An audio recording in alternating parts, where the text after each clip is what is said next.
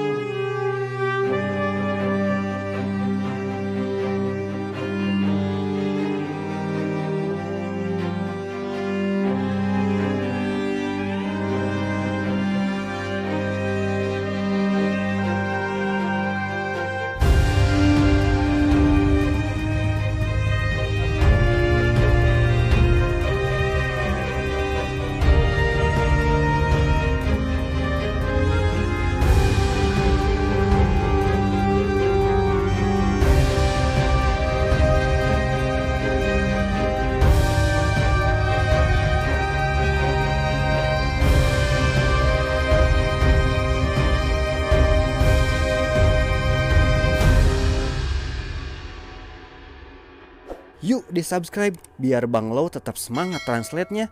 Like juga videonya ya.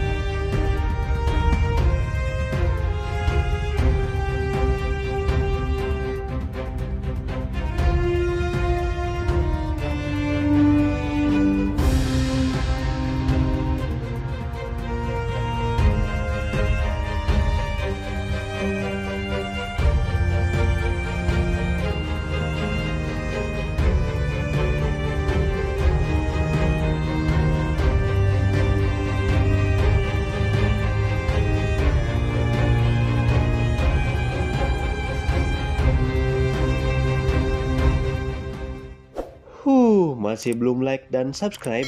Yuk sekarang juga like videonya dan subscribe ya.